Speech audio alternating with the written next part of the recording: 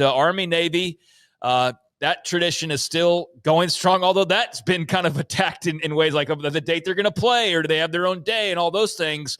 But one tradition that's maintained itself over these last several years that is very unique to them and is very cool is the battle of the uniforms between Army and Navy. And so today we started to get some previews and some looks at what they're going to be donning. And I think we've got Navy debuting theirs to start off with here.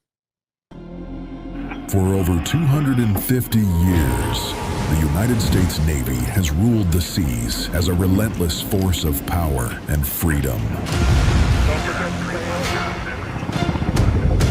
USS Constitution was the spark that ignited a legacy of dominance that surges across every ocean today.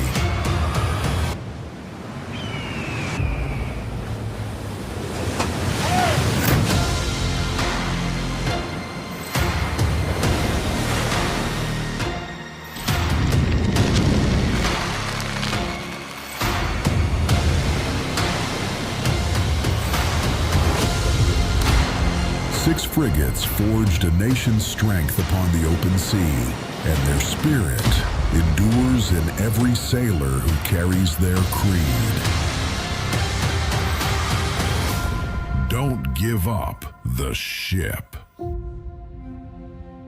I don't know why, even to this day, that is the most emotional thing. My father, as an Air Force Naval Academy graduate, I get more fired up for that game than you can't even imagine. Well, they know how to debut some uniforms. That was one hell of a production there. And so there you go. Last week, Army did debut theirs. We'll look at that in a second. But, yeah, let's look at Navy's here. There you go. Celebrating 250 years of the enduring strength and legacy of America's naval forces. The uniforms pay tribute to the Constitution, the USS Constitution, one of 6 original frigates, is that the right word? Yep. Of the U.S. Navy. I know he said it, but I just wanted to make sure. The world's oldest commissioned warship that is still afloat, and the uniforms contain several homages to the Constitution. On the helmets, you saw like the copper, and that is a nod to the role that metal played in the history of the Constitution, which was nicknamed Old Ironsides. The ship's hulls were sheathed in copper.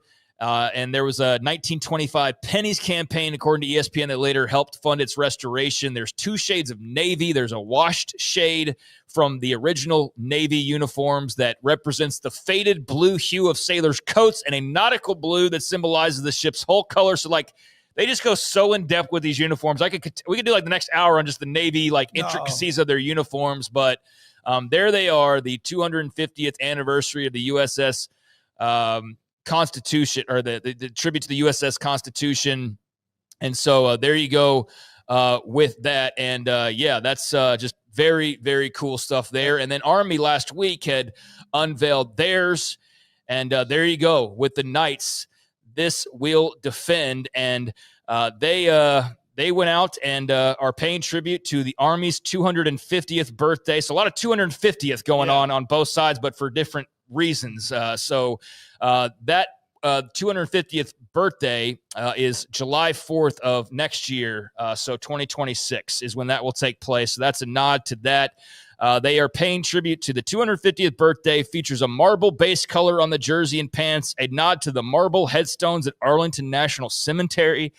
The numbers and typography are themed on the United States Constitution with hints of purple, which was originally used for the military badge for merit in the Revolutionary War, and now the color of the Purple Heart.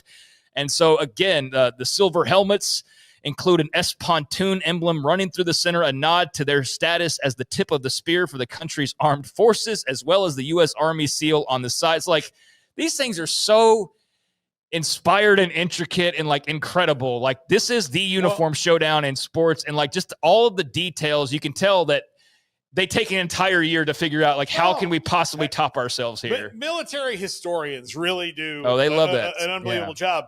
And if you've ever been on an actual like guided tour on like a naval vessel or some kind of historic Army base or site, like that doesn't surprise. Like it sounds like when you were reading the Navy one in particular, it sounded like I'm walking through the tour. Right. Like like when I was in Hawaii a couple of years ago and going, out to Pearl Harbor and looking at all the ships and, seeing where they, signed the peace agreement and all these different things and all the details that the military goes into to make sure in those moments, like when they did them, that history would remember it and how it echoes through time. So yeah, I love it. We have a couple of our mini helmets that we got that were like special Army Navy helmets.